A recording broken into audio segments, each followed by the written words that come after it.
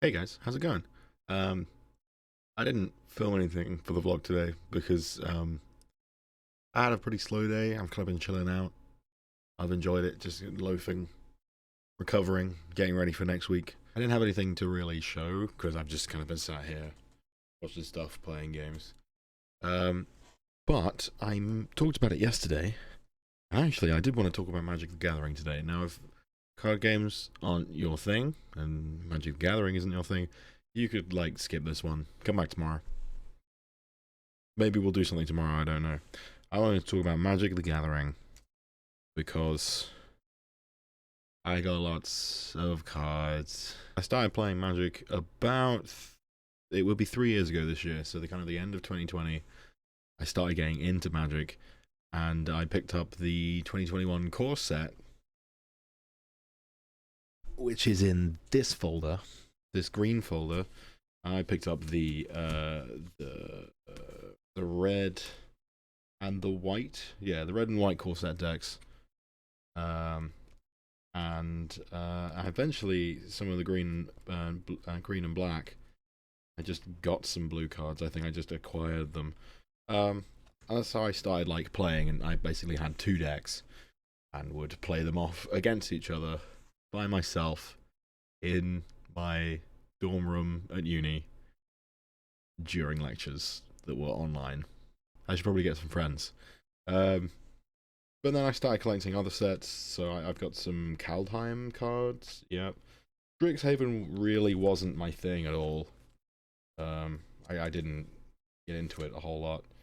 Yeah, I just don't have any Strixhaven in here anymore. Huh. I wonder who I gave that to. Kaldheim was neat. I liked Kaldheim because it was Vikings. And at some point on the vlog, we're going to talk about the Vikings and Denmark because I realize I haven't talked about that here.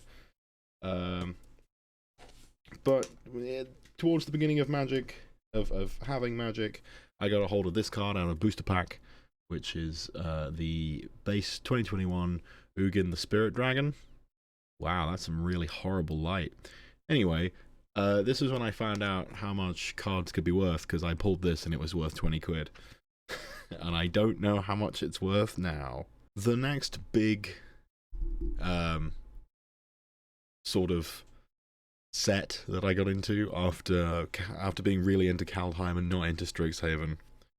I can't remember if there was one that came out in between those, but the next big set I got into was Adventures in the Forgotten Realms, which is all of this folder.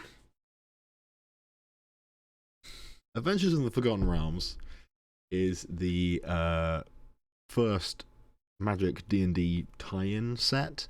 So I'm really big into D&D, and I'm really big into Magic, and I was like, ooh, that sounds interesting to me. How? Ooh, I'll buy a couple.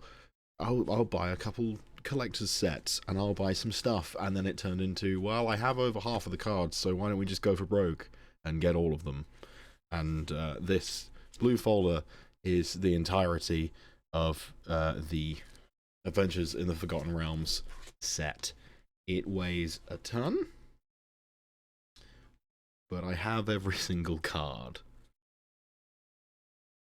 I don't have 4 of every card, which is the maximum you're allowed to have in a standard deck. Not that standard matters anymore because this set's gone out of rotation. But I do have 1 of every card, and I'm okay with that. One of the reasons I like this set so much was they ended up doing a thing where sometimes they release cards with expanded art or alternate art.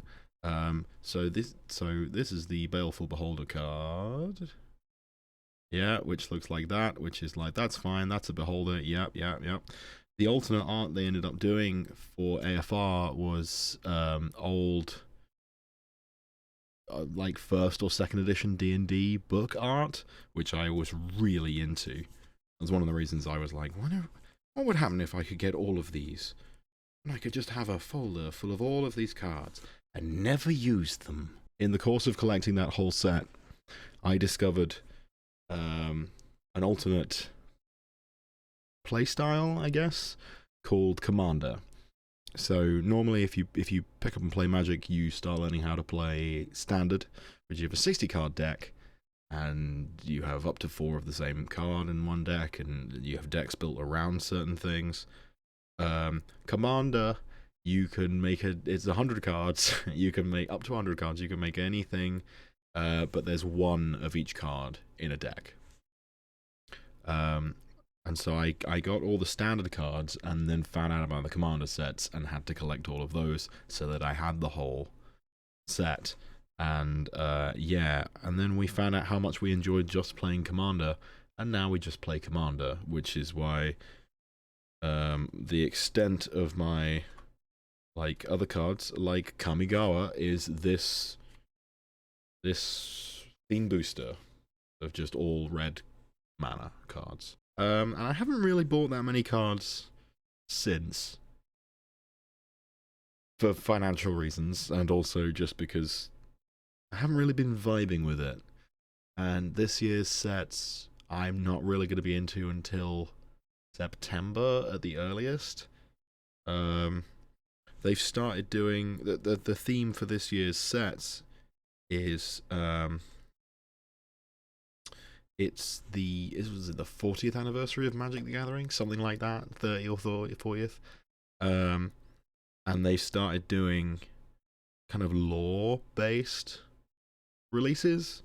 So the kind of newest 2 that they have released at the end of last year and beginning of this year is Dominaria United and the Brothers War. And they are tying into like the overarching lore that the game has. Problem with that is, if you're kind of new to the game, you don't know where to go and get any of the lore.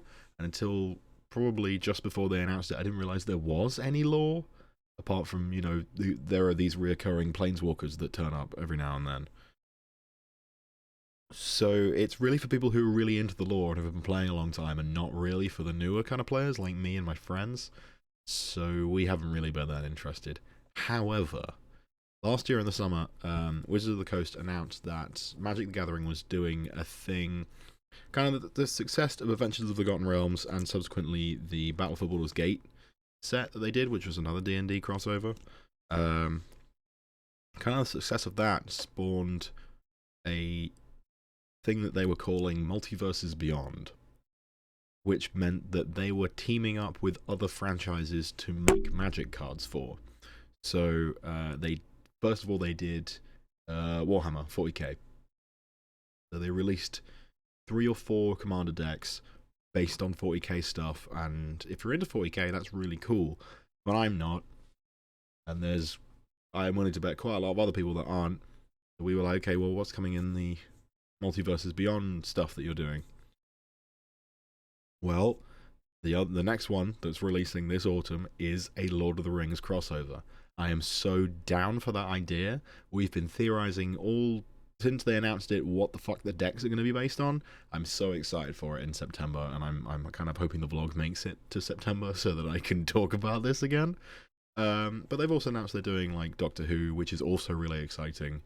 And then they were going to announce some more stuff in the summer this year. So I'm given that the 2 of the 3 announcements they've made are franchises I'm really invested in. I kind of hope that the next couple are going to be as cool. One of the draws for me for getting cards is that you get to open them and then you get all these cool things, some of which are really neat. And sometimes you get what was my favorite card to pull yesterday. Sometimes you just get crab. That's a crab. It's a 1/3 crab. But occasionally you also get to pull something that's expanded art. So this, well, you saw the crab a minute ago and how the art was contained in a box. Well, this card is all art all the time. It goes really hard. Oh yeah, some of them are shiny. Some of them fuel the magpie. It doesn't really show up in here, but this is shiny. Some of them fuel the magpie part of your brain that's like, yes, shiny things. Let me collect them. Fuck me, have I been recording for 16 minutes? Dear God, I should... Maybe we won't look at cards. Because this vlog's gonna run a long time. Oh no, okay. So yeah, that's it from me. I'm just gonna put all these loose cards in a folder now and obsessively keep them safe because I've paid real money for them. Um, and yeah, I guess I will see you tomorrow for whatever's going on. I don't know. It might be more of me sat around not doing anything, and I'll try not to talk about cards at the end of the day when I realize I haven't filmed anything.